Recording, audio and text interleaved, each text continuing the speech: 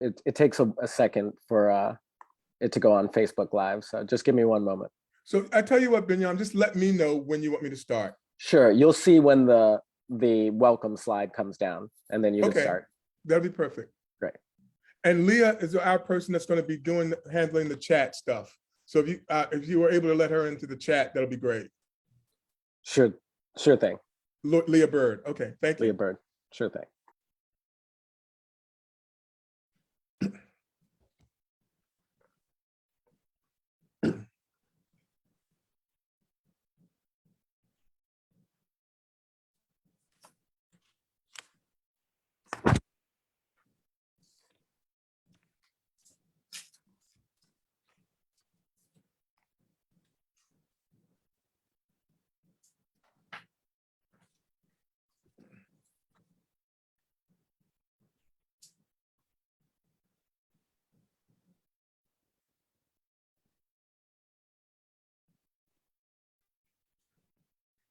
Good evening. My name is Clarence Reynolds. I'm the Director of Literary Programs at the Center for Black Literature. And I welcome you all to our John Oliver King's Reading Series program celebrating National Poetry Month for 2022.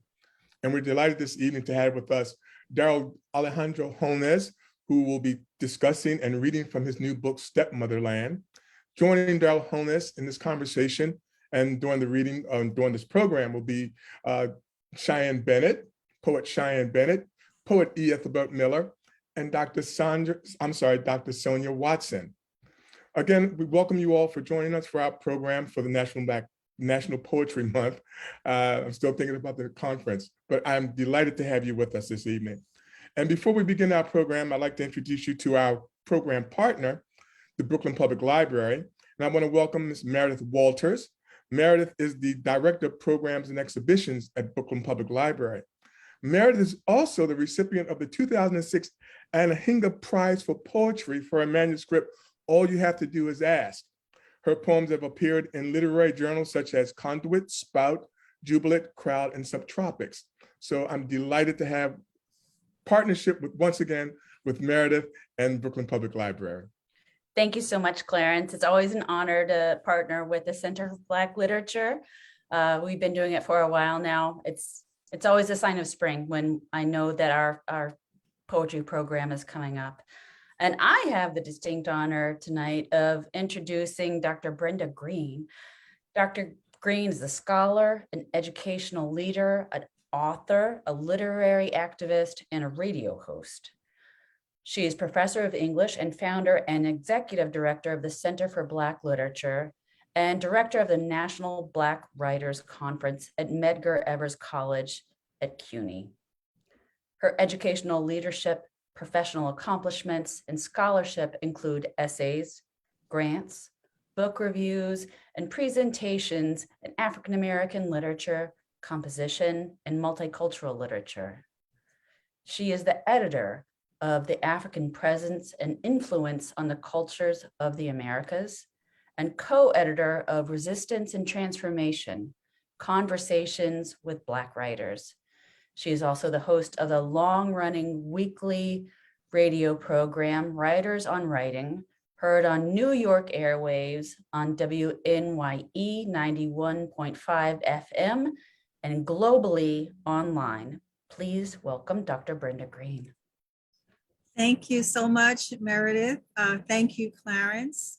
And welcome colleagues, welcome faculty and students and staff from Medgar Evers College and the friends of Daryl Alejandro Holness and our distinguished guests. It's really, really great to be in this space. As Meredith said, the spring always brings Poetry Month, and I really value and appreciate the partnership that we've had with you over the years. So I want to thank you for continuing that. I also would like to thank Daryl Holness for his leadership in envisioning a program that would focus on the Panamanian presence and also on his poetry, and I congratulate him on his new book of poetry. I want to thank the Center for Black Literature team, which includes Clarence Reynolds, Amber Magruder, April Silver, and Leah Bird. It really takes a village, and I appreciate all of that. And just for our audience, if you don't know about the Center for Black Literature, please visit our website at www.centerforblackLiterature.org. We were founded in 2002. I had the privilege of founding it, and we'll be celebrating our jubilee in October of 2022. Our mission is to expand, broaden, and increase the public's knowledge and aesthetic awareness of Black literature. And we have many programs. The most one that many people know about is the National Black Writers Conference. We also have the Killings Reading Series, which the poetry program is part of that Killings Reading Series. We have the Killings Review of Arts and Journals that we publish, as well as a publication by our elders, School Tales of Our Time. And our youth program is a height of our program, Re-envisioning Our Lives Through Literature. We are connecting youth to literature and getting them to create their own stories and texts and poetry and participate in poetry slams and spoken word performances. And we also have a writers workshop. We have two, the Wild Seeds Writers Retreat for Writers of Color. I encourage people who may be interested to consider joining us. We will be hosting it this summer at the Warwick Conference Center from July the 18th through the 22nd. And there are scholarships available. And we also have a writers workshop for the Dr. Edith Rock Writers Workshop. So we have something for everyone. And again, I thank you for joining us, and I'm looking forward to an exciting program, a fun program, and looking for ways to connect more people to literature and in particular to poetry. Thank you once again. Thank you, Dr. Green. We appreciate it. And thank you, Meredith. Before we begin the program, I just want to tell everyone to please at the end of the program, for the last half hour of the program, we're going to have a question and answer section. So please put your questions in the Q&A section, and we will get to those once we begin the question and answer section after the discussion and the reading. I first want to introduce our, who's going to lead this conversation, Dr. Sonia Watson. Dr. Sonia Watson is the Dean of the Adrain College of Liberal Arts and Professor of Spanish at Texas Christian University. Previously, she was Associate Dean of Academic Affairs, for the College of Liberal Arts and at the University of Texas at Arlington. She is former director of the Women's and General Studies program. In 2017, Dr. Watson received the National Endowment for the Humanities Faculty Award for Hispanic Serving Institutions for her research on globalization, transculturalization, and hybrid identity in Panamanian music, reggae, and Espanol. And additionally, Dr. Watson has published articles in several peer-reviewed journals and is co-editor of the journal, the publication of the Afro-Latin American Research Association. Her book, The Politics of Race in Panama, Afro-Hispanic and West Indian Literary Discourses of Content, deals with the forging of Afro-Panamanian identity. But before Dr. Sonia Watson introduces Mr. Miller and Cheyenne Figueroa, I'd like to introduce Daryl Honus, our featured poet here this evening. Daryl Honus is an Afro-Panamanian American writer and playwright.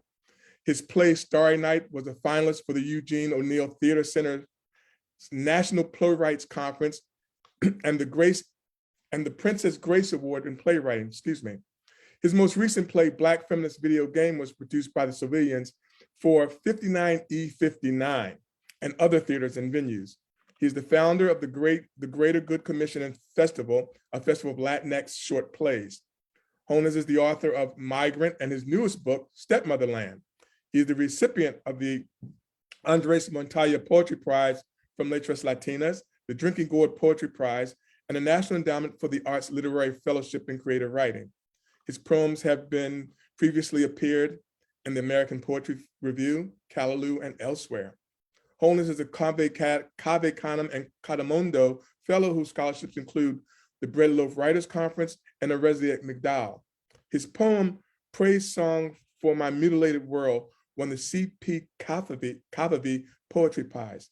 He is also an assistant professor of English at Medgar Evers College and a faculty member of the Gallatin School of Individualized Study at New York University.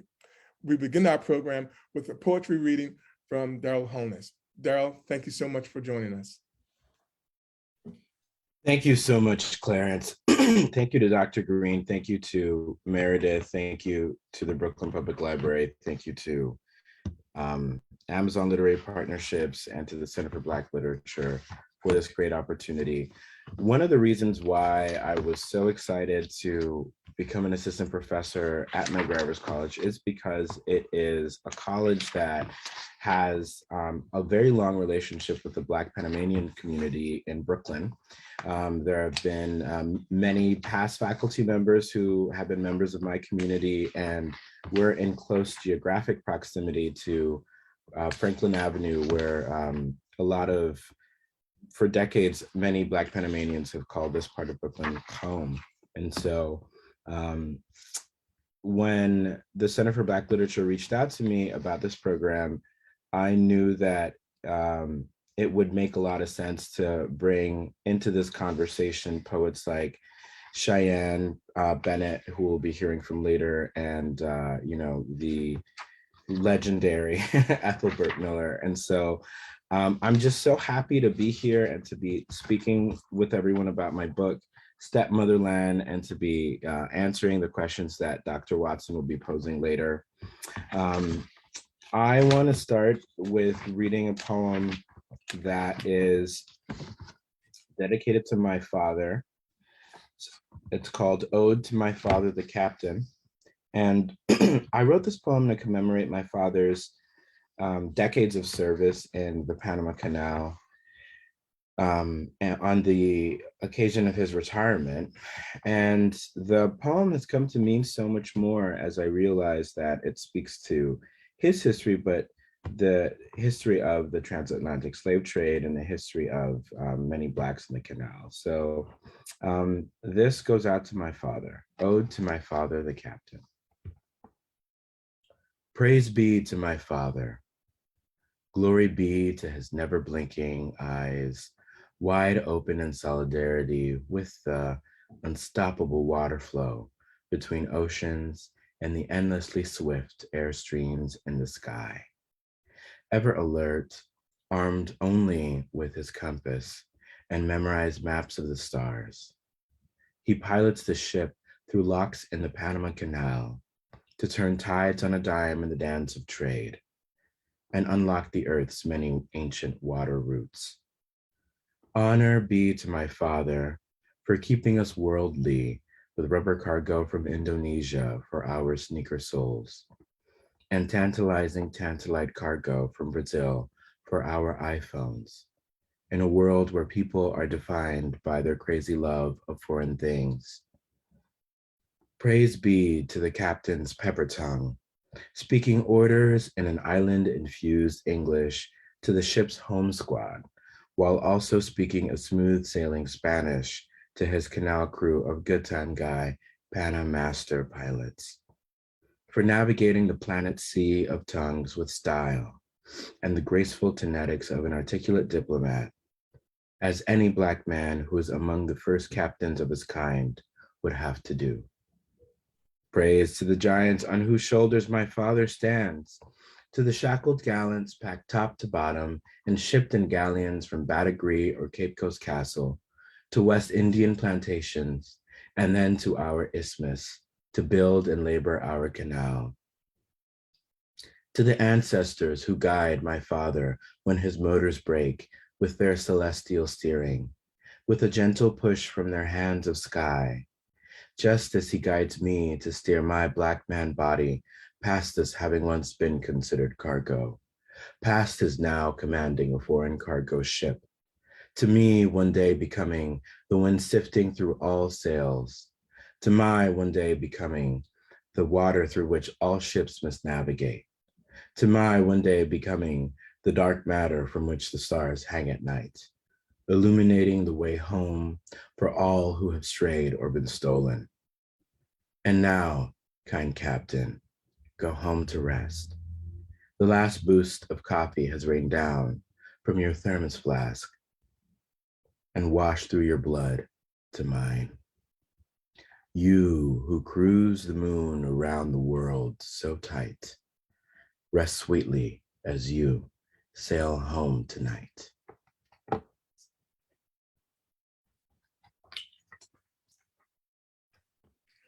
Thank you, Daryl.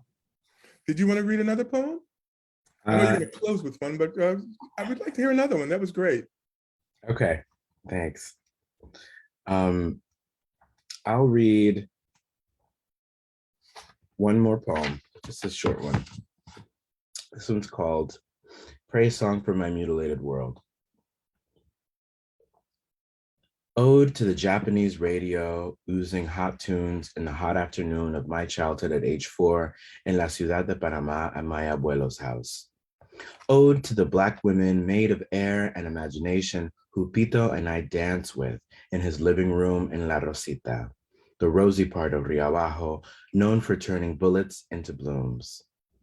Ode to Laura Braz, the early 90s Brazilian siren in Kaoma, who seduces us into dancing with our dream girls and away from the bullet-bitten bodies plastered across the front page of La Crítica News.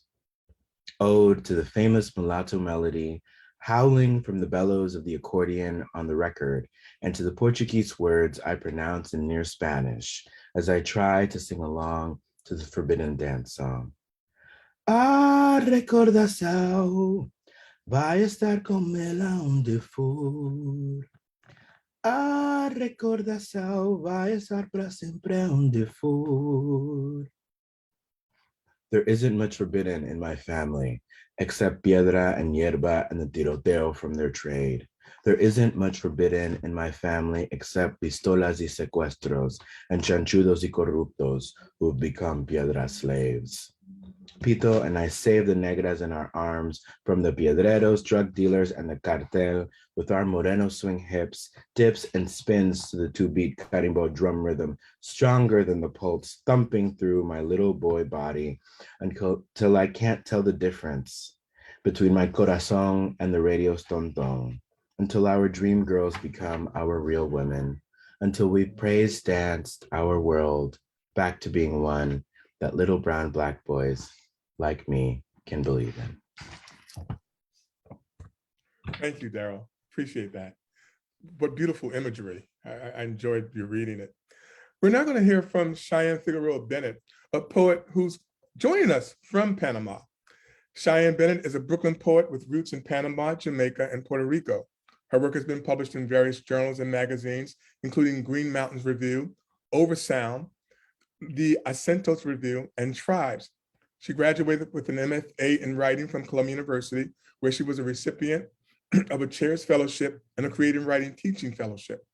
Most recently, Ms. Bennett was awarded a Fulbright Fellowship to Panama to support her creative work. Please welcome Cheyenne Bennett. Thank you, Clarence. Thank you to the Center for Black Literature and the Brooklyn Public Library. I'm really honored to be a part of this event. For the poems that I'm reading 3 short poems. Some of them have been featured by a gathering of tribes and the Society of Friends of the West Indian Museum of Panama. These poems that I'm about to share are dedicated to my grandparents who immigrated from Jamaica to Panama in the early 1900s to work on the canal, and to their daughter, my abuelita, who is my muse.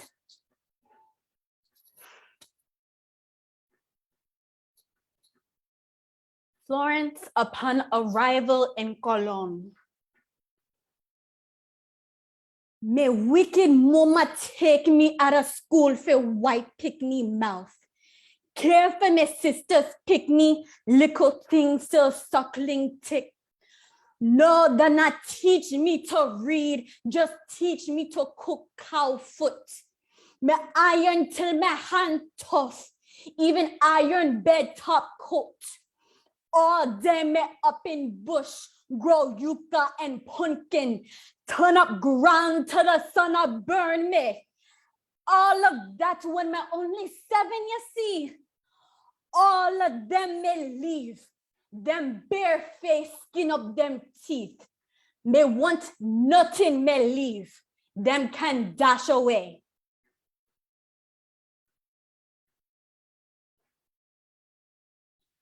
Elegy in silver. To the countless Black laborers that died in the construction of the Panama Canal. These, your wretched bodies thorned like crowns. You are in the making of what we don't say. How your sweat has been poured copiously on this earth, so hidden in water, gold teeth, flesh caught in incisors, blood dripping while men marvel at the magnitude of luminous gates where glistening corpses hang threaded in silver. We don't say as much as you say in the blistering walls, as locks clench like fists, your hands still raise water.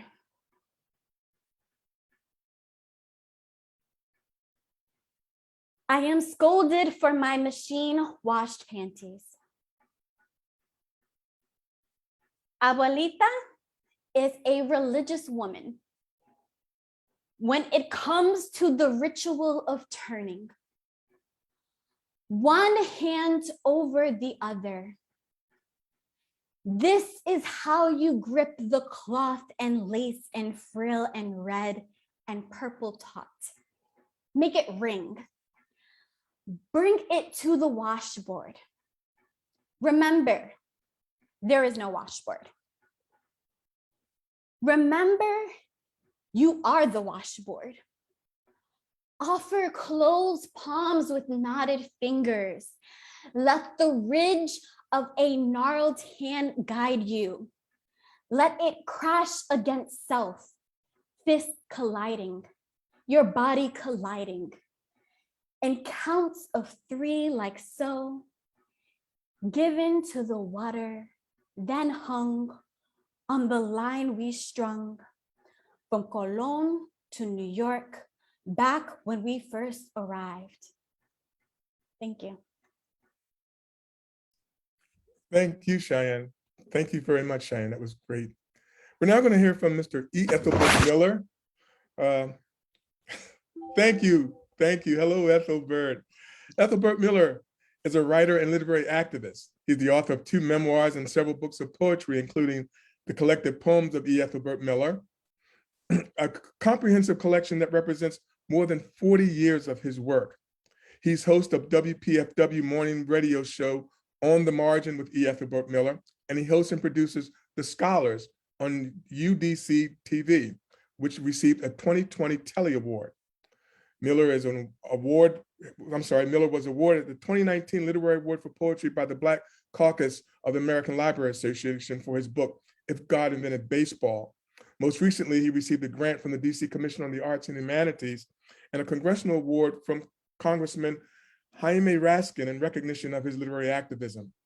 Miller's latest book is When Your Wife Has Tommy John Surgery and Other Baseball Stories. It was published by City Point Press. Please welcome Mr. E. Ethelbert Miller. Thank you, Clarence. Thank you very much. And thank you, Darryl, for this invitation to join you. My father, Egberto Miller, was born in Panama on May 20th, 1915. He died on February 2nd, 1987. I wrote this short poem called Panama. In the early 20s, a boat brought my father to America. His first impressions were spoken in Spanish. Years later, when he had forgotten the language, he could not remember what he had seen. A very short poem, but one which deals with the loss of memory as well as the loss of language, which I think is very important when we talk about how Black people are dispersed throughout the world. We are sometimes separated not just by geography, but also by language. The second poem is Things My Father Told Me. Long before terms like role model in conferences about the Black family and Black masculinity and why so many Black men are incarcerated, my father turned down the volume of the television and casually told me how he could leave my mother, how he could be like other men who walked out the door and never came back. I was too young to understand what he was saying because he was speaking to the future in me. My father always kept his hat by the door. There were nights when I could not sleep, when I walked from the back of the house to the front door, when I went looking to see if my father's hat was still sleeping, that it had not found its shirt, pants, shoes, or coat. I once held my father's hat in my hand like a crown I could not wear. My age undeserving of its weight and not understanding the beauty of its pain. And I'm going to just read a short paragraph from my memoir, Fathering Words, because, you know, when I think about this link of, you know, to Panama, it's through my father. And I always tell people I've never worked one day as hard as my father worked. And I'm able to write and have this type of life because my father provided for me and my brother and sister. And I keep going back to this line about I could leave, you know, your mother, you know, and this is sort of me making that up. But the key thing is that I put that when my father and I are watching television, because it's a reminder that the shows we were watching were not reflective of our lives. Like, you know, Father Knows Best and Leave It to Beaver and, you know, those type of things. We were watching it, but it was not our life. You know, my father provided for my family, and he was trying to remind me it's not television, it's the real life. And so I'll repeat this again in the memoir. I could leave your mother and be like everyone else, my father says to me during a commercial. It doesn't matter how old I am. His words will find a place in the cuff of my pants, in the corner of my coat pocket, or as I turn a corner on a cold winter afternoon and turn my collar up against the wind. My father is blowing down my neck like Coleman Hawkins. And someone says, the hawk is blowing. And the notes from my father's life are rushing at me. And the composition's as complex as anything Thelonious Monk could imagine. Yes, Ruby, my dear. Two bodies in the dark, one talking and the other listening to a strange sound coming from where pain and hurt is mixed with depression and the blues. And if you cry for everyone, not just yourself, this is what you discover. The Middle Passage, the Holocaust, the plantation, the concentration camps, the bombing of cities and whatever is left. This is the how Allen Ginsberg described for an entire generation. That spoken unspokenness, those moments between father and son that are not the simplicity of playing catch with a ball and glove. It is the moment when your father lets you touch the nakedness of his back, the place where the weight of his own sex and identity meets your own. And the mirror you were afraid to look into is the face of your own father. And this is also the face of history. Thank you. Thank you, Ethelbert. We appreciate that. Such imagery in all the poems. Please welcome Dr. Sonia Watson, Mr. Daryl Holness, Cheyenne Figueroa, Bennett, and Mr. E. Ethelbert Miller. They're going to be in conversation about Panamanian identity and literature and in poetry. Thank you, Mr. Reynolds. It is such a pleasure to be here this evening with all of you virtually in honor of National Poetry Month. I extend my sincere gratitude to Mr. Reynolds, the Center for Black Literature at Medgar Evers College, CUNY, and also the partnership with the Brooklyn Library. It is an absolute honor to be moderating this panel with esteemed writers and poets, Daryl, Cheyenne, and Ethelbert. We're going to have an engaging conversation about memory, identity, race, and culture as reflected in poetry by writers of African descent. So we're going to start off this conversation, and panelists, feel free to jump in whenever you can, and also feel free to add additional information. Tell us about your journey as a writer, as a poet. Well, my journey begins, I guess, when I leave New York and travel south to attend Howard University. And there's where I would meet people like Sterling Brown and Owen Dotson. But I'm traveling in 1968. And if we look back at that time, that was the year that King was assassinated, that was the year Kennedy was assassinated. Howard University had just had a major protest, student takeover. But at the same time was like what we call today, the Black Arts Movement was taking place, And so I always tell people I was sort of baptized in terms of Blackness and, we were Afro and a Black experience. And, when I left New York, I was not thinking about becoming a writer, but the times, spoke to me. I'm in my dorm and I'm reading Sonia Sanchez, and at that time, Donnell Lee or Haki Madhubuti and Mary Baraka. And so those writers sort of pushed me, launched me into this journey. And I've been very grateful for it. And also to see other people, on this journey. And then, meeting people like Daryl, where you see the journey continues for others. And so you're trying to help what you've experienced like back in the 60s and make sure it continues into the future. Thank you, Ethelbert. Cheyenne? So thank you for sharing, Ethelbert. That's amazing. And I think it's also awesome to see the lineage that we're all, because the writers that you mentioned are also writers that have influenced my work. And I think that sense of finding a kind of literary lineage to build off of has been important to my journey as a writer. And, I was like a very quiet child, and writing became something that allowed me to share my voice. But I think the part of my journey where I felt like I started to come more into like my experience as an artist had to do with these conversations that I was having with my grandmother and just listening to her and her sharing about her stories of back in Panama, like how everything would begin, and also the stories that she heard from her own mother of like their experiences in Jamaica. My family is also Puerto Rican, so hearing all the stories and sitting with it, these oral histories, and then recounting the stories, but not just recounting the stories, but also trying to gain more understanding about the context and just understanding these like larger historical forces that were at play. And as I started to dig more into that, I think that's when I came more into myself as an artist, because that was what was driving me.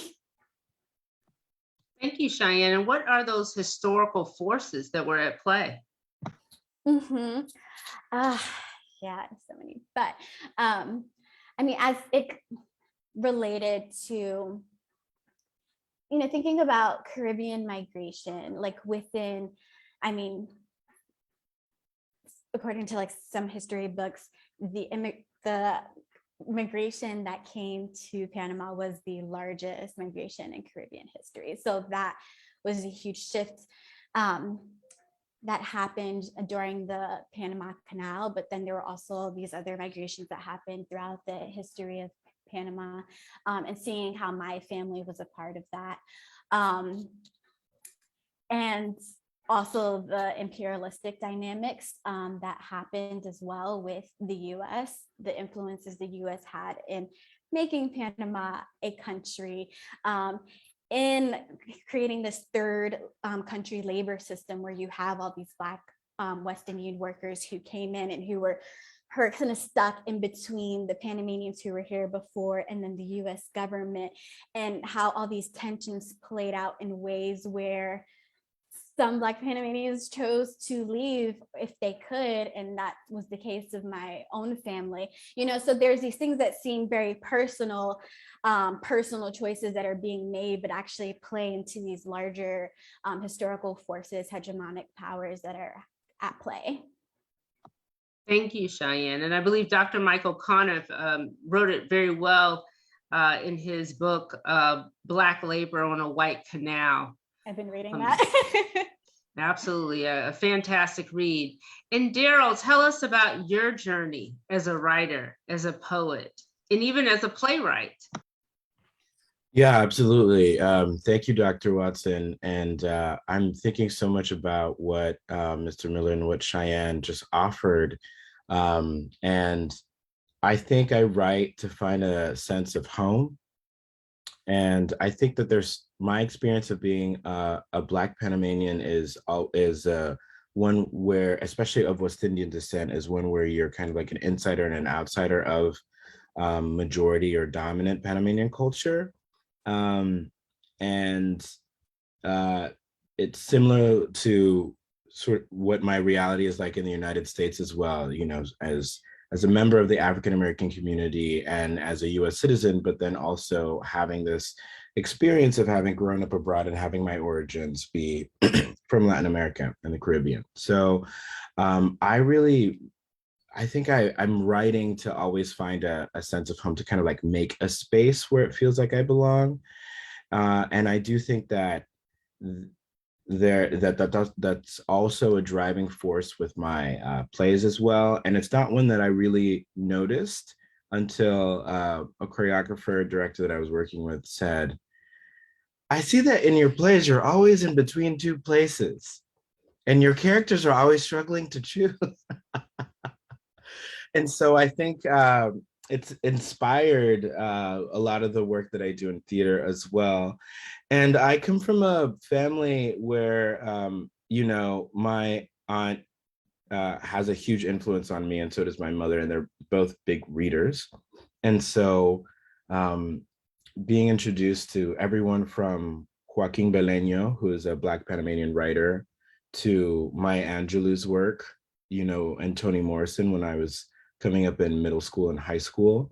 And then after when I attended the University of Houston and then got my MFA at the University of Michigan in Ann Arbor, learning about poets like Ethelbert, learning about poets like, you know, for me, it's everyone from Tupac Shakur to Louise Glick. You know, I try to read very widely, and I also think of poetry as something that I also find in music, as something that I definitely find in hip hop, as something that I definitely experience through performance as well. And I think about the oral tradition of poetry so much. And Gil Scott-Heron is a huge influence of mine.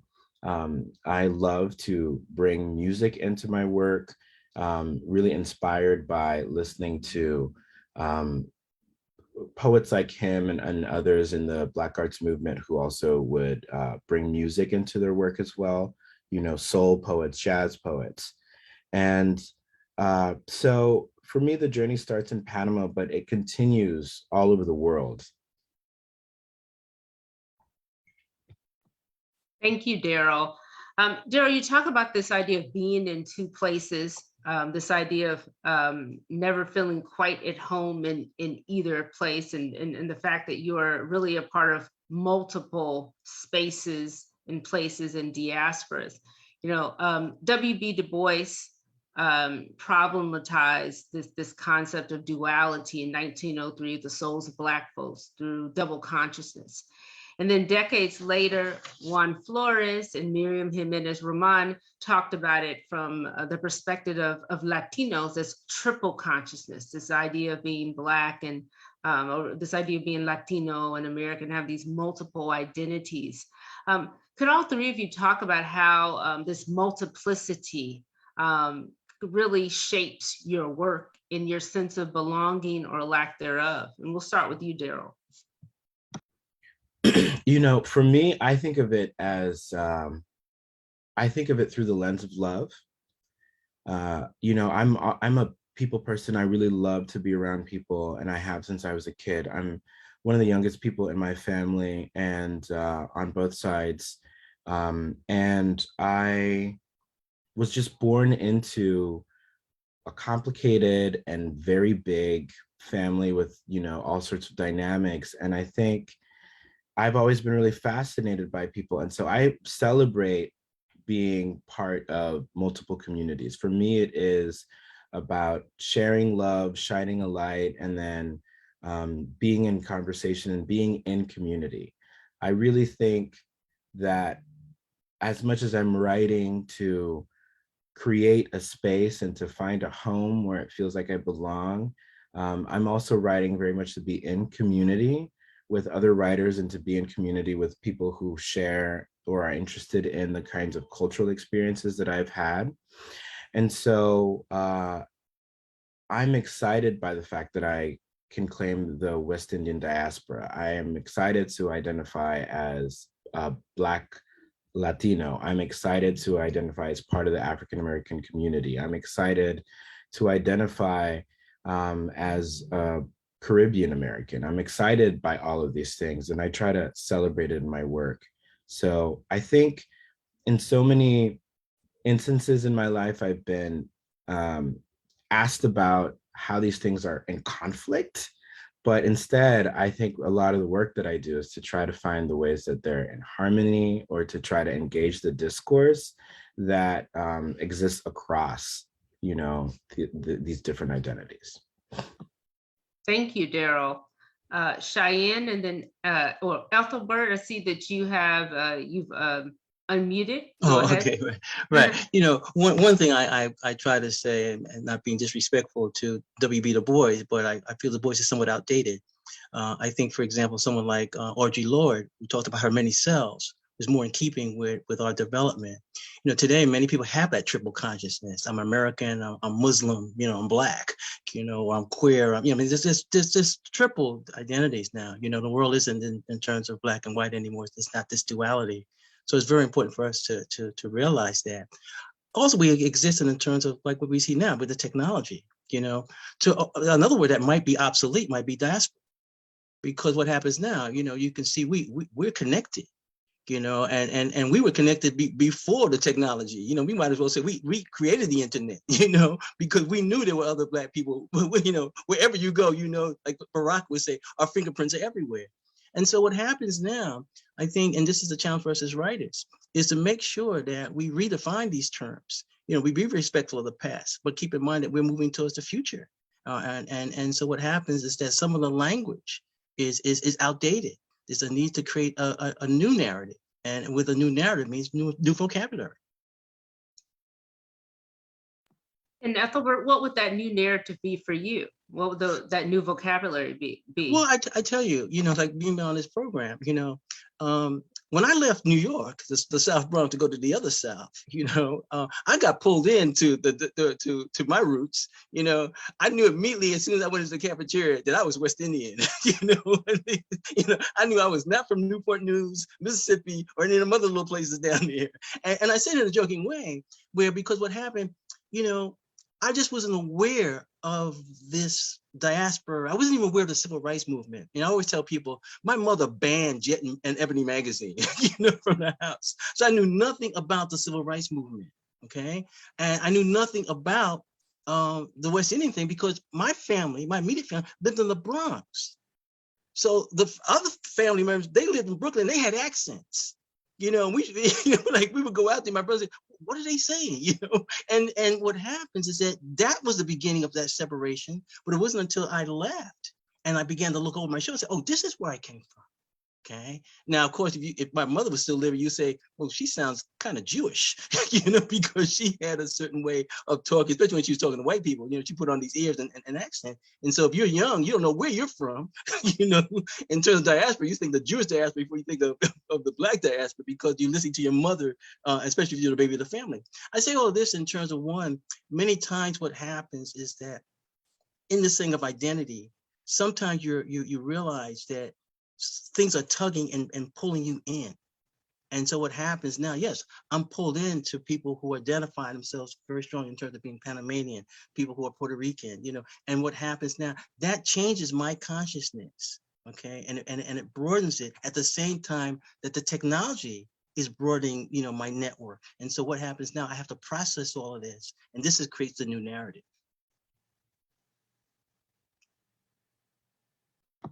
Thank you. And I'll just add, I am from Newport News, Virginia. I don't know if that was the reference you were making, but I'm not offended by what you said. All right. And Cheyenne, your response? Yeah, this is something I think about a lot.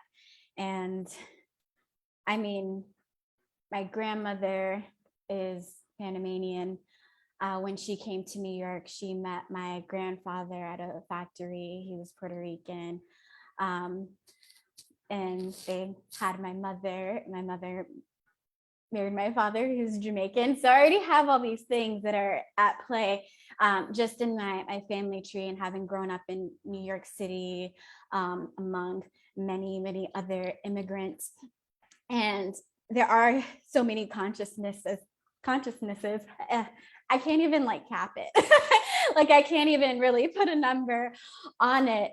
And I think there are ways in which I was navigating those things when I was in the US. And now I've been in Panama and I feel so disoriented. I have been in Panama since January, and I'm here for most of this year.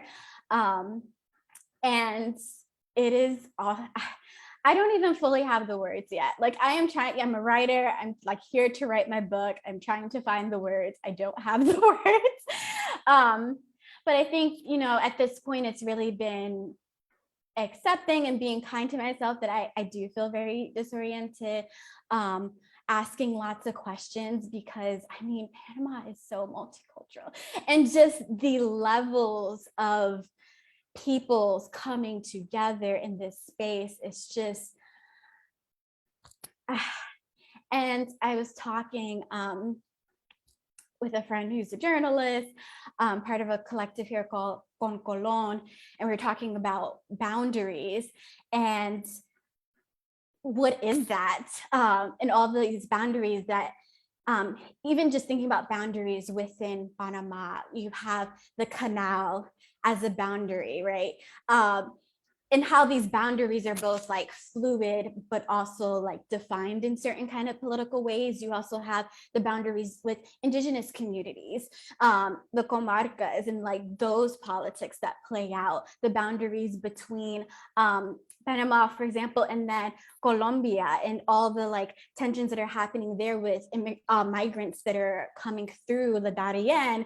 And then even in like Panama City, like there are parts of the city that I have been told by the US Embassy. I have been told when I like research, what to know about Panama, don't go to this part of the city. And then I go to that part of the city, and it's the part of the city where everyone looks like me. And so I constantly feel in between. I'm especially feeling disoriented at this moment. And I think I'm writing into, or trying to write into, mostly writing questions into that disorientation. Thank you, Cheyenne. As a follow-up to that, how do you think this experience will define or redefine your writing going forward?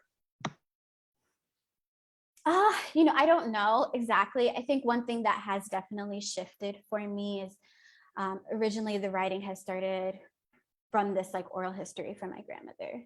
Then it had moved to doing a lot more historical research-based things, archival research, those sorts of things, which I'm still doing. But being here,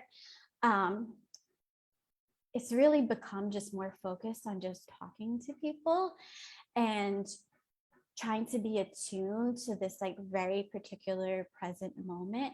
And so I think that's a shift that's happening. I'm not even sure what kind of writing is what the writing exactly is going to look like. But it's definitely changing things. Thank you for that. Well, we look forward to seeing the final product. So for all of you, how do your works reclaim Afro-Latino, Afro-Latin American, and even African diaspora identity? Daryl? Well, I think for me, it started with writing about my family. I have a poem in the book called Bread Pudding Grandmama, and my abuelita, who we call Tita, she would make bread pudding and I really loved it. And one day I was visiting from college and I asked her to teach me how to make it. So She walked me through her entire recipe and we made it together and it was really delicious and I was so excited and happy. And then she went to just, take a break and to rest. And I asked her if she could give me a hard copy. And she said that, she was really tired. And so she didn't have any time to write it down or kind of like the energy to do it, but that she had just taught me, so I should go write it down. And I ran upstairs and I started writing down the recipe I just learned and the poem came out. And I think about the ways that bread pudding enters the cuisine in Panama through the West Indian contributions and what it's like for me to then take that into my own life here in New York City and take that into my own writing and to share that. Like every time I'm reading that poem, I feel like I'm giving slices of my grandmother's bread pudding to the audience. And I also think so much about joy as resistance and what it means to take care of your family and take care of your loved ones, even through something like cooking, right? And that is a way of resisting, that is a way of sharing joy as resistance. It's definitely a way of self-care and caring for the people who matter to you. And so every time I give someone a slice of my grandmother's bread pudding by offering this poem, I hope that they feel taken care of. I hope that they feel the kind of joy as resistance that I was taught by her, by my grandfather, by my parents, by so many members of my community. And I do think that there is something inherently Black in that. There are many different forms of resistance. Blackness is all encompassing. And I think one of the things that it does encompass is joy and Black joy as resistance in the ways that we care for each other and our community. Thank you, Daryl. And I tell you, I wish I had some of your grandmother's bread pudding right now. You talk a lot about joy and happiness and how you don't necessarily see your identity or even present in your work conflict in the fact that your work is more harmonious. Do you think that perhaps the experiences that are presented of people of African descent are often ones of pain and not joy and happiness? I definitely think that that there's more room for narratives of hope and narratives of joy in literature, in any kind of Black diaspora literature, but then also in theater, especially. However, I would say that when I go to the page, it's oftentimes not because I feel happy. It's usually because I feel despair and I feel hopeless, actually. And I'm writing to try to find that hope. I'm writing to try to find that sense of belonging when I feel like I don't belong, right? And so for me, it's really a reach. It's really me reaching for and trying to grasp hope and joy in some way, because it's conflict that drives me to write. But I hope to be transformed by the poem, just like I hope my readers are transformed by the poem and they find joy and hope and love at the end of this. Thank you for that. So in many ways, writing is a cathartic for you. Yes, absolutely. Yeah. Okay, Ethelbert, reclaiming the Afro-Latin American or African diaspora identity in your work. Well, I think I've been blessed, in terms of the people I've known that I know. And one person who's really helped me in terms of spreading my work is Nancy Morajan in Cuba, because she has translated many of my poems and have published many of my poems in Cuba. Even my last book, you'll notice that there's a book blurb from Nancy Morajan. And some of that's our mutual love for baseball, and I believe her father was an umpire in Cuba. So we have that, and it shows you exactly how, the same way we see these connections between writers, it gets back to what I was saying about the language. I was separated, but because of someone like Nancy, my work, I think, has reached a wider audience. And then also friendships with my friend Ariel Dorfman from Chile. He has been a major influence on my life in terms of just making me much more aware. When I was at Howard University, I was much more aware of like Langston Hughes and as I said, Sonia Sargent and others like that, Sterling Brown. But then I began looking back to realize, okay, the other two major impacts on my life, influence on my life, was Leon Demas, one of the major figures of negritude, and who, he was like a father to me. I just wanted to cross my legs and hold a cigarette the way Demas, did that. And then the other person, it was the great Trinidadian Pan-Africanist, CeeLard James. And so being around these individuals, I would go and bring books at CeeLard James, and I would just sit there and say, wow, I'm sitting in this room with CeeLard James, who sat in the room with Trotsky. Okay. So when you have that experience, and this gets into, I'm happy to be part of this program today, you realize that you're meeting people, you're not only creating this narrative that's going from the past to the future, but it's spreading out to the diaspora, it's spreading out to the islands. And that's something that if I go back and look at Fidel Castro, okay, when Castro would send troops and doctors to Angola and also the Horn of Africa, you might recall after the Cuban Revolution in '59, they didn't want anybody to say they were Afro-Cuban because they were trying to build a national identity. You were Cuban. You don't want to be no Afro-Cuban. But then later on, when Fidel has to justify sending troops and doctors to Africa, he talks about how the ancestors of slaves go back to free and defend Africa. And so his consciousness changed. And I said, wow, this is something that we have to look at, whatever we are, especially as writers, this constant changing. This whole thing that we are part of this narrative, and some of it is just searching and groping. Like June Jordan talked about things I do in the dark, this groping. But sometimes what happens in that groping, you have to be like what Daryl said. You have to have that degree of hope. You have to have that thing that you will be able to reach something. Okay, and this is why in our community, when you see the police brutality, when you see Black parents with that grief of that loss. That's something that's been snatched from their only child. Okay, they realize, okay, I'm working hard. I can't pass something on. This is the legacy of Emmett Till's mother. That she sees that. Yeah, because what happened? She gave an interview to a reporter saying, the thing I miss about my Emmett Till's being out here, I don't have anybody to shovel the snow. That actual loss. Okay, I don't have anybody to shovel the snow. Okay, because he was snatched. Okay, and this is something that, every day, we have to wake up hopeful. And it is, and we are the ones like the canaries in the mine.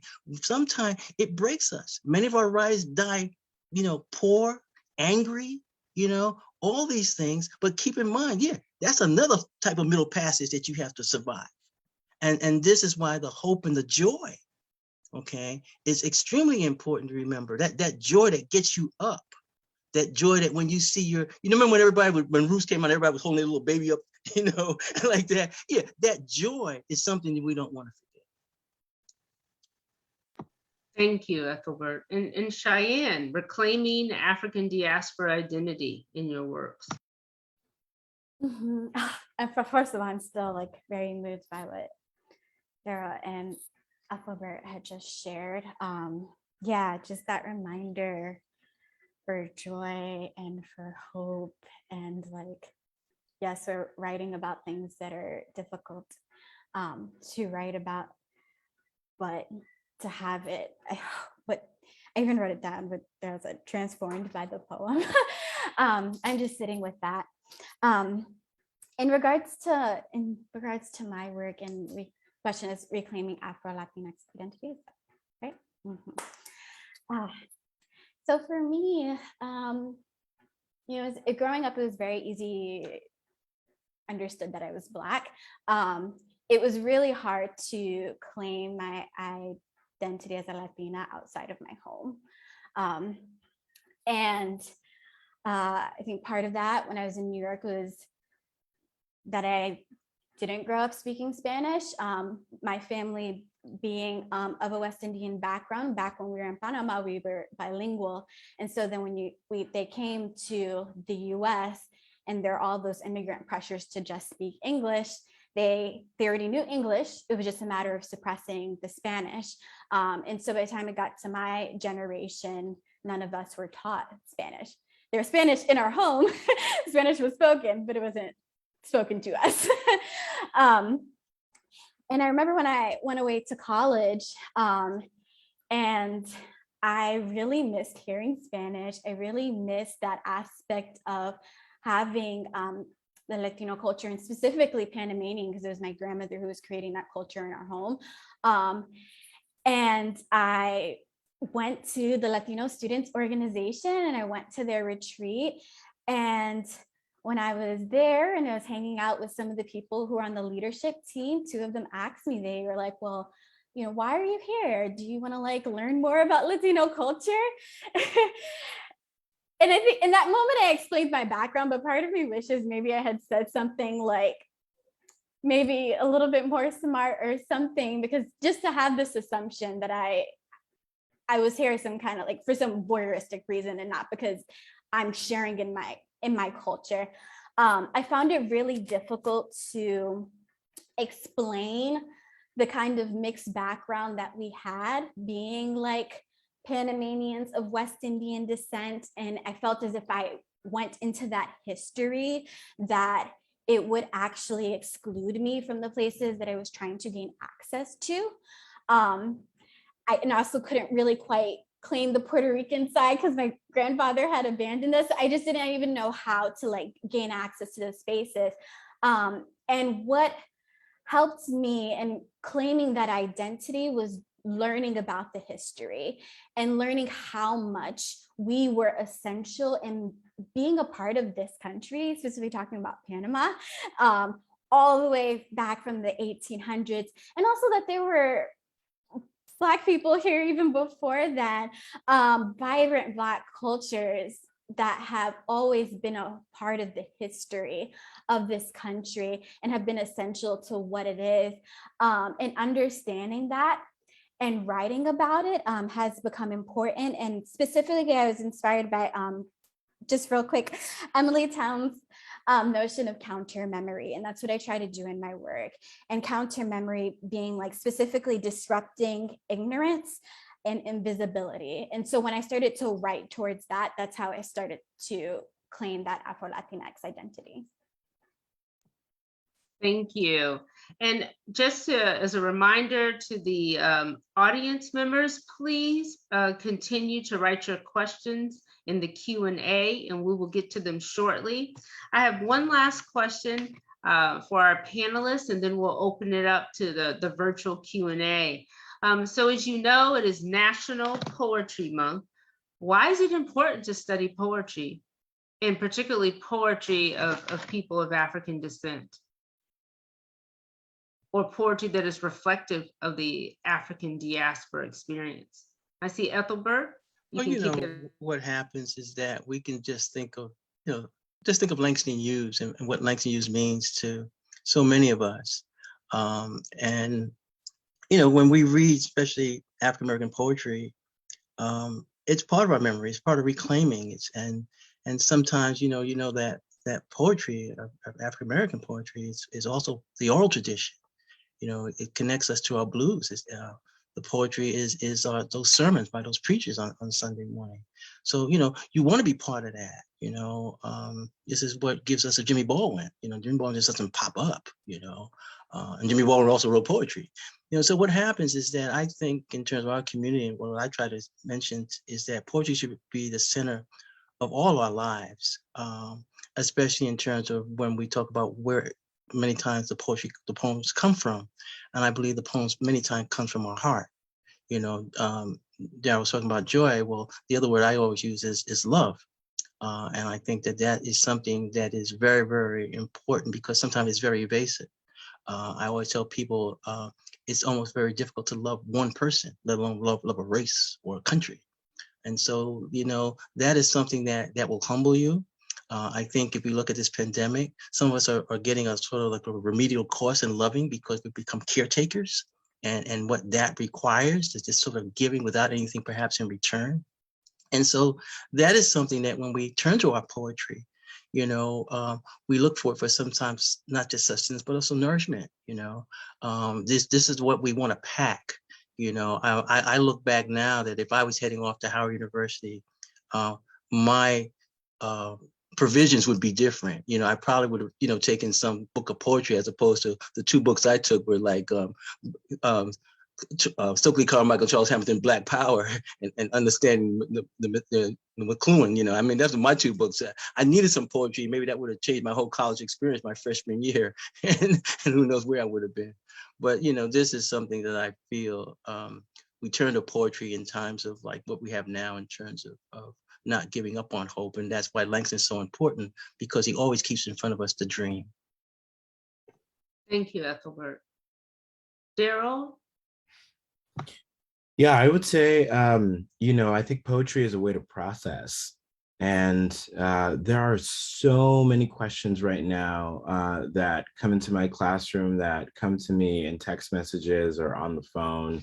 And whether they're from students or from peers or from friends, questions as people try to make sense of the tragedy of the pandemic, the amount of loss that we've experienced globally, and as the world faces another potentially volatile and long-running war, there are so many questions about politics and about the future of this nation.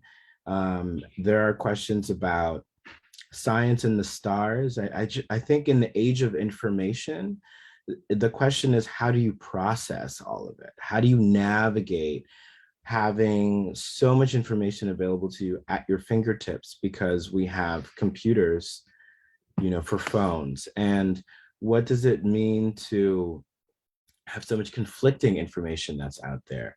I think one of the reasons why these comedy news shows are working so well and are so popular is because we're looking for perspective. And I think that poetry, like any other art form, and especially poetry, can really help folks find perspective and find a point of view on all of this information that is coming our way, all this data that we're asked to process. And I'm so grateful for it being in my life, because it's helped me make sense of the world as I've come to know it, as I've come of age in this country.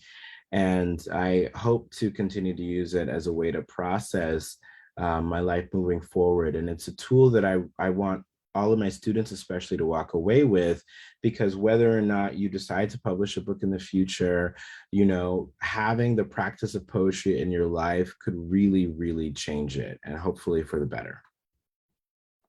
Thank you, Daryl. And Cheyenne?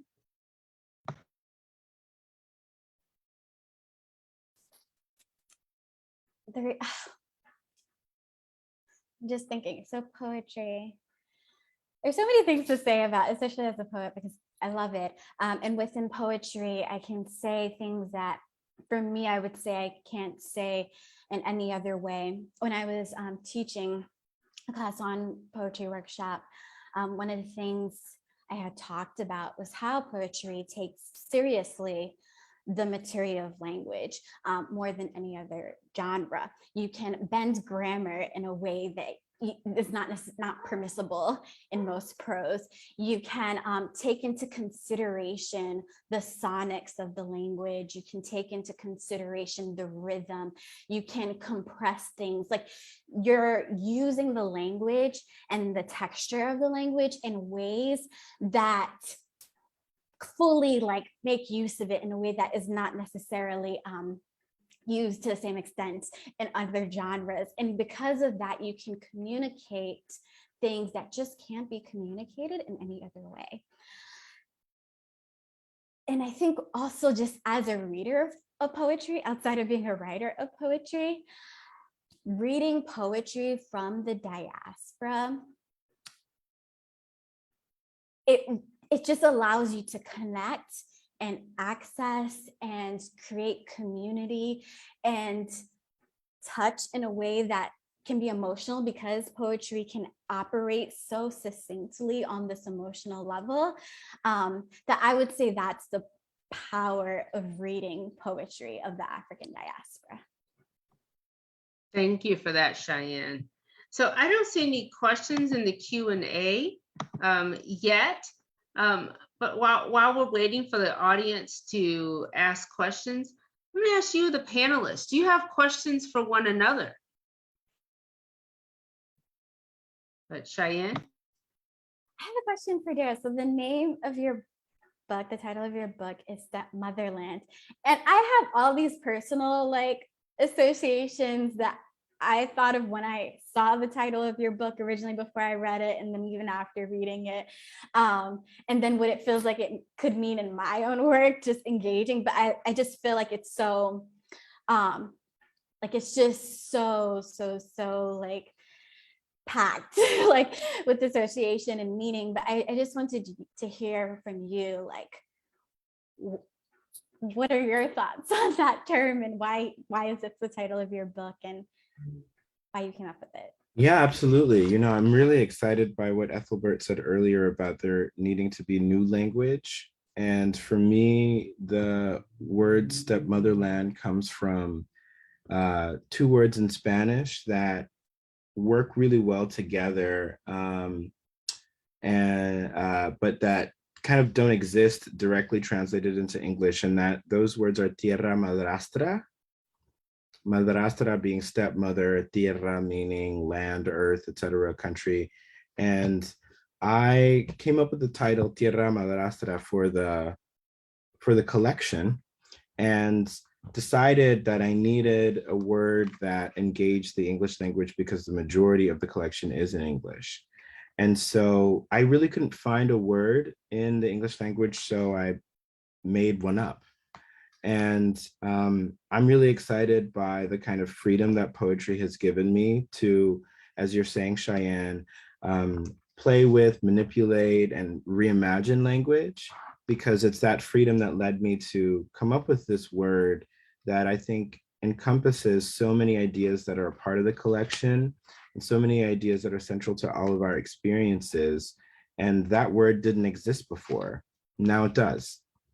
So for me, Stepmotherland is a place, but it's also very much a process. You know, there's a kind of searching for that's implied in the word. There's an in and an out that's implied in the word, and I see myself and the speakers that are in the poems moving in and out constantly between different spaces. And so it's, you know, you read the title and you immediately think noun, right? But I also think that there's a verb here, there's an action word. And so I'm figuring out what are all the places that leads me, you know, and I'm eager to continue this journey. So I think of Stepmotherland as a place, but also as a process as well. Thank you for asking that question, Cheyenne, and thank you for your answer, Daryl, because I recently reviewed your book and I wondered the same thing, and I wish we had this discussion before. Ethelbert. Yeah, I want to ask Daryl, you know, you affected me just in terms of inviting me to join you on this program, because, you know, I don't really read a lot of poems about my father. And one of the things I did was, I just discovered that today, you know, I'm the same age that when my father died. So I'm just realizing that, you know, in terms of being 72. What I was looking at was, you know, as a writer, and I saw that you had written about your father. It's almost like in my case, I don't know if it's yours, you're writing about men that were not necessarily articulate. You know, they're writing about, they were quiet men. And I'm wondering, to what extent do you as a writer now use your skill as a writer to sort of make your father heroic? You know, take a working class man and raise them to that level of like myth. I think that something that happens throughout the collection is I place a lot of people in my family in, you know, the poem that I might close with, Rihanna and Child, takes Rihanna, but really as a proxy for my mother, and it places her as a Madonna and Child. You know, that classic figure in Renaissance paintings. And with the ode to my father, the captain, I think I'm similarly taking my father and his story and elevating him. But I guess a part of me doesn't really see it as elevating because I think of, you know, the work, this is going to sound crazy, but I think of the work that my father did as being as important as the work that Michelangelo did, you know, and as relevant to me and as important to me as any biblical character that might be immortalized in a Renaissance painting. And so for me, it's more of like a recognition than necessarily an elevation. I think that what you touched on was very interesting in terms of the kind of silence that can come with stoicism in any kind of patriarchal or like machista culture often. And I do think that my father has some of that stoicism. I remember when I gave him this poem before the book came out, he read it and he looked at me and he said, "Thank you." And knowing him, I know how meaningful that was, you know, and that there's so much more in body language. And he brought it up a couple times after that, and he mentioned it to his friends. You know, I knew he was proud of it and I knew he was excited about it. But there is definitely a way that there's more language in this poem about him than necessarily, you know, than he might speak in a day aloud. So it's interesting and it's fun to play with. And I'm always happy to write about family because it's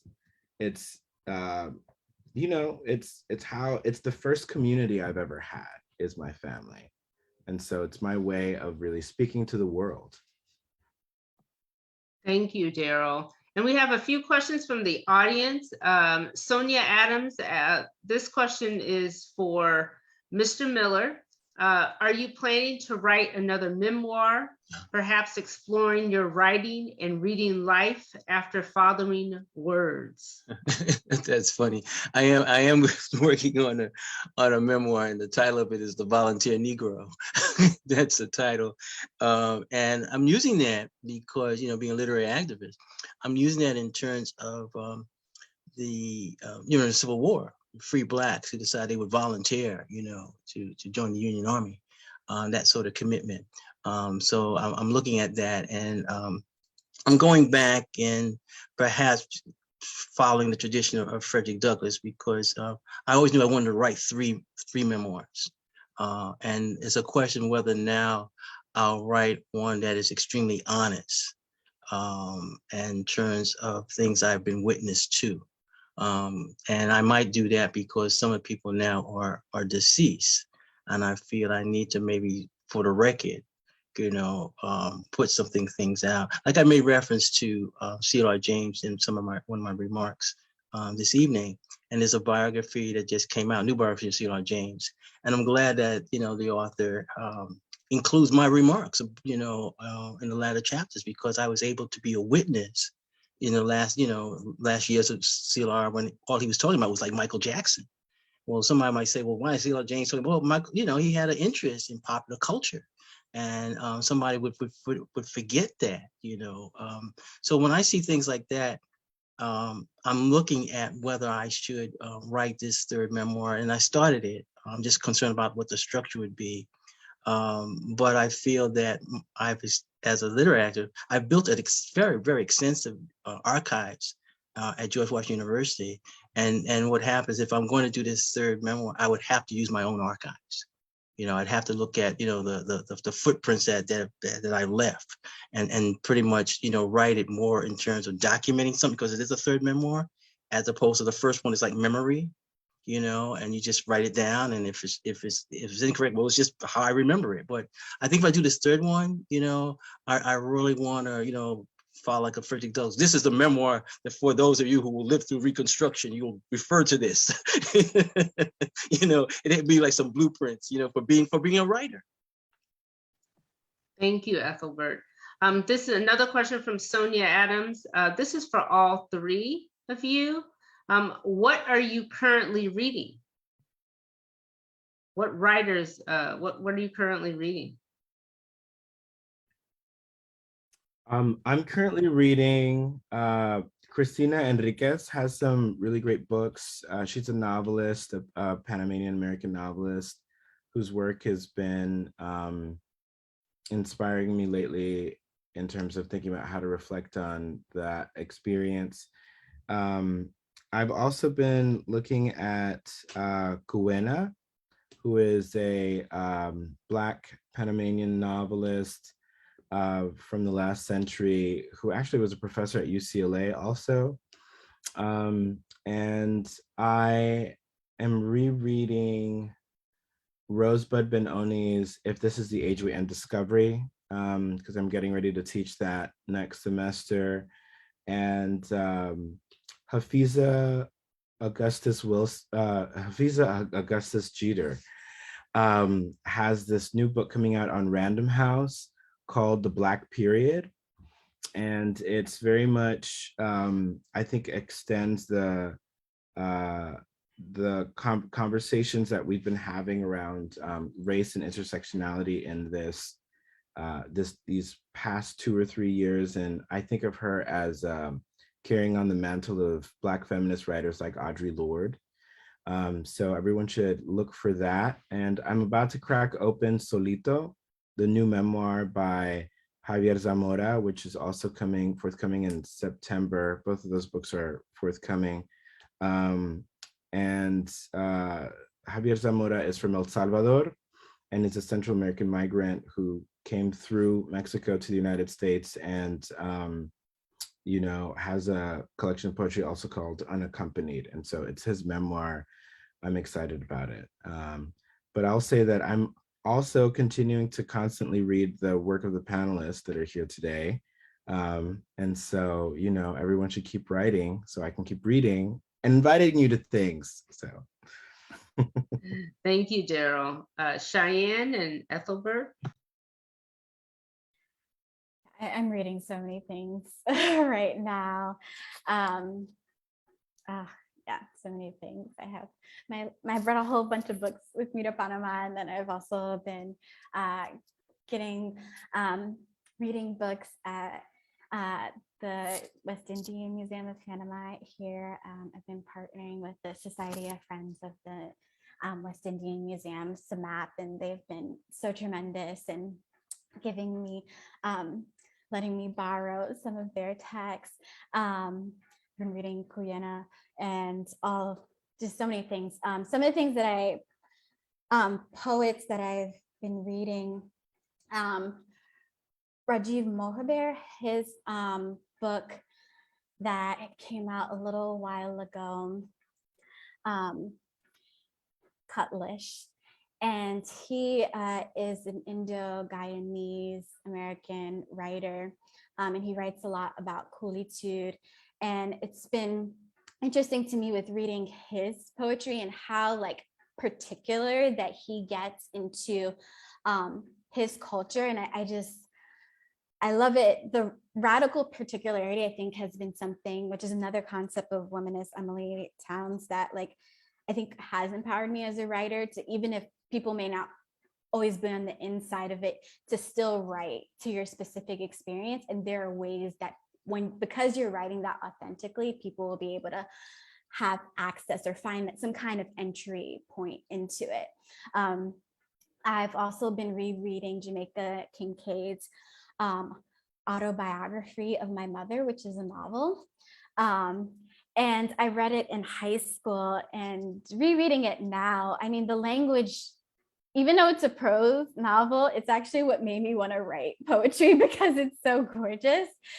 And rereading it, I didn't realize that the main character is Afro-Indigenous, her mother is Carib. And that was interesting to me because being here in Panama, it seems more and more that it's hard to think about Blackness without thinking about indigeneity, I feel like, in Central America. So it's been interesting rereading that. And then the third book that I'm always reading is Notebook of a Return to My Native Land by Amy Césaire. I have a ton of notes and I'm constantly revisiting that book. So those are some of the things that I've been reading. Thank you. And Ethelbert? Oh, my reading is dictated by, the people that I have to interview. So, today, for example, I was interviewing Christina Chu, and she has a novel called Beauty. I'm getting ready to write a long essay on Martin Espada, so I've got all his work to read. Upcoming guests are like people like Carolyn Forche, Mona Lisa Saloy, the new Port Lord of Louisiana. I just did Robert Wrigley, who's a great poet out in Idaho. So that keeps me going in terms of just a reading.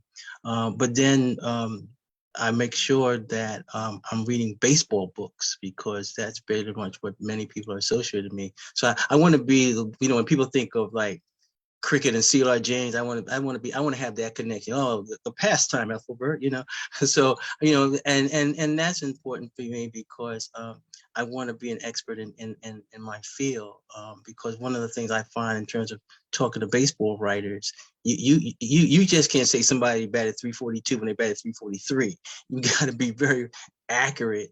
And that's something that I feel, I've learned a lot from in terms of, just bringing that into my craft, that, okay, if I'm reading these type of books and I'm writing, I've got to write with that. And that's why, these last 3 baseball books that I did, I had to really go back and prove, because I had some names misspelled. I had, some references, and baseball people just say, oh, no, this guy doesn't, just throw the ball at him and see if he can catch it, So, and I would end on this, and this is a good question, because many times when we talk about becoming a good writer, it's very dependent on reading, okay, and reading broadly. One of the things I'm trying to encourage myself is to read more outside of my comfort level. Read more about science and architecture. Those are the things that challenges us as writers. And many times what happens, our great writers are the ones that embrace history and mythology. And so you always have to dig deep, and that requires a lot of reading. Thank you, Ethelbert. We have one last question before we close, and this is from Donna Hill. This is for all the writers. Talk a bit about your process of crafting a poem. What is the environment that you find yourself in? I've recently been talking to my students about ritual and its power. And it's something that I will say that I don't have a particular ritual behind the writing of each of the poems in the collection, but it is something I've been actively thinking about more. And I think it's something that is informing my own writing process now. And by ritual, I mean, what does it mean to come to a clean desk, right? What does it mean to light a candle? What does it mean to make sure that every time I'm entering a space to write, I am wearing comfortable clothes, where I feel like I can move around and if I need to, right? Where I don't necessarily feel so stiff and constricted. And really putting value in the way that I come to the page. So there's been so much work that happens at home now because of the pandemic, and half the world is working remotely, right? So I really created an office space for myself at home to do all the Zoom teaching and all the things that we have to do. And so for me, my office space is more than just a desk in a corner, where I can throw on Zoom or where I can open my computer. It's really, I'm starting to think of it as a sacred space. And what does it mean to honor that space by preparing myself to engage with the creative process and to allow the muse to speak through me and come to the page. And it's something that I've been building with my students, like what does ritual look like, or what could ritual look like for each of us? Like, what does it mean to create a ritual where you are opening yourself up to receive any kind of inspiration, where you are leaving any kind of distraction or obstacle that you have at the door, where you are preparing your body, with, you've got a glass of water right next to you or whatever you need to drink. You've got, your reference books. This is one of my reference books, that I use sometimes. Like, what does it mean to really get yourself ready to get into that mindset? And I think, especially when we take out the ritual of commuting, right, back and forth to your workplace, and we take out the ritual of going into an office and saying hi to the executive assistant or whatever, like all of these things were ritual that we used to use to say to ourselves, like, you are going to work now. And so for me, creating a ritual around creative writing has allowed me to enter that space no matter where I am physically, because I always have that ritual. And so I could be in a hotel room or I could be in my home office, but if I do the ritual, then I can more easily and quickly write the poem. Thank you, Daryl, and I appreciate the shout out. Cheyenne?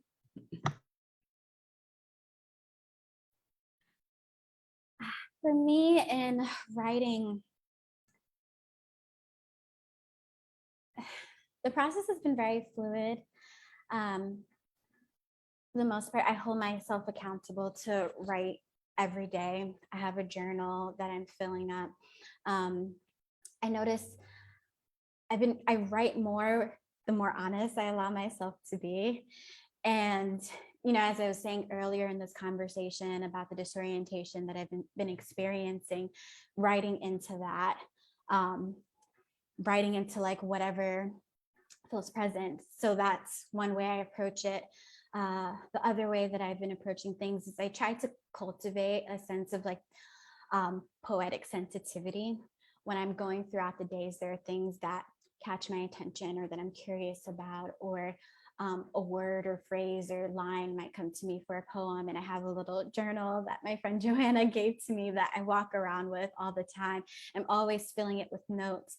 For my journals, I don't read it until after I filled up a whole journal, and having that distance from what I've written and then revisiting it actually allows me to start shaping and crafting the poems. So maybe even back to the conversation earlier about how my writing has changed, I'm like coming to the end of the journal I've been writing since I came to Panama. And somehow feel like when I finish it this weekend, then I can like look back and see what have I actually been doing and what has actually been coming out of this experience in this time. Thank you, Cheyenne. And Ethelbert? Well, when I don't think about writing. I think about just being able to get up, and I say that because, my brother, who I love very dearly, he died at 42. He died in his sleep. He didn't wake up, and so I'm very much aware sometimes. And I think my friend, Greg Tate, I think he might have died in his sleep. This whole thing of like, how you start your day, that's a blessing. And so I begin in terms of, I want to wake up, I want to observe what's going on, and then I want to go from that observer status to becoming what Baldwin talk about, a witness, because there's a difference between being an observer and being a witness. Okay. When you move into becoming a witness, then you have to testify, you have to give testimony. And you can walk around the Black community or the Black diaspora and you can't find a witness. That's when people say, I didn't see nothing. And so what happens, the fact that I can open my eyes and see something, I'm happy about that. Now, if I can turn that into a poem, that's nice. But just the fact that I can get up, okay? The same way we're writers, right? Don't assume that everybody can read. Okay, don't assume that everybody can read.